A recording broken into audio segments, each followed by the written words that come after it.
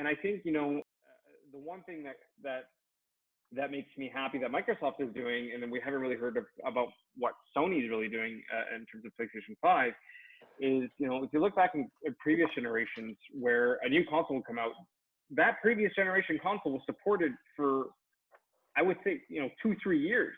Games were still being developed for that previous generation console. The last PlayStation 2 game came out in 2012 or 13. Wow.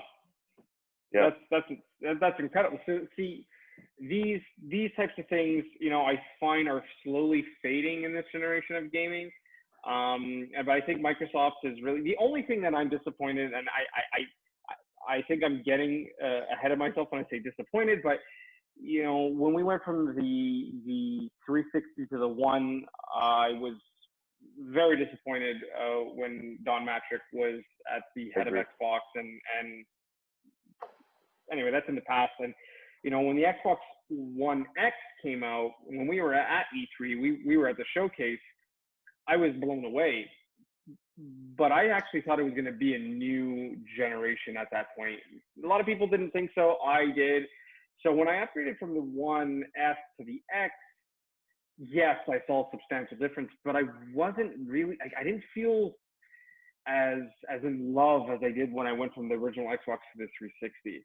And I have that same feeling going into this next generation where I feel like there's not much else left to do in terms of gaming. And that this Series X is just going to feel like another iteration of the One family line. And maybe it's because I'm getting older, but I don't know. That's just my feeling. I want to be excited. I definitely am excited, but I don't want to just feel like it's just a DLC. It's just an upgraded version of what I want that I already have. I want it to feel as if my money went into a brand new generation of consoles, brand new generation of graphics and frame rates, and feel like a new generation, not just an incremental, a little small update from the One to the Series X. That's just my opinion. I definitely, we could talk about this for days. And when you look at the designs of these consoles, it definitely looks like we're going into that next generation. And, there's a lot of people that, hate on both designs of these consoles. I think they're very bold. I think the Xbox looks like a great, a PC-like structure, and the PS5 kind of gives me that resemblance of the 360 days. It's very unique, it's different, and it's one of these consoles that I feel like for years you're going to be like, that's the PlayStation 5. And I really think it stands out from the crowd and in terms of what they made in the past. I definitely agree there. But something I want to touch upon, Steve, or Canadian Steve, excuse me, is that PlayStation 5 already said they're going to revamp their UI for the PlayStation 5, okay. And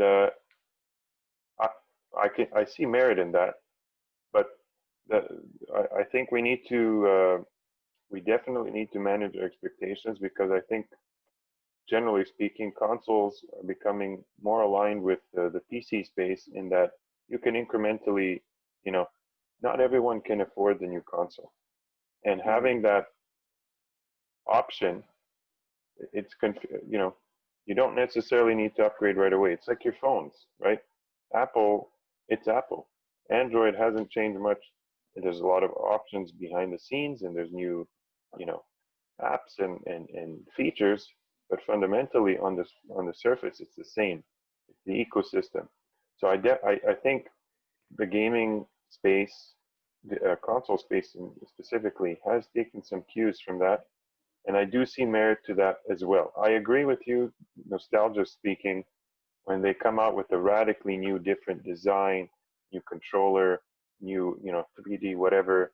Now we've come to a point where gaming is the graphics for games are so impressive as is. Last of Us 2, again, regardless of what you feel for the game, looks impressive. Gears 5 looks definitely. Red Dead Redemption. My God, every time I play that, I have to stop in and take the scenery like I'm on vacation. And that's not something, I can't go, I played some 360 games that weren't updated. And, I thought 360 was an HD console. My God, my eyes were having a hard time adjusting.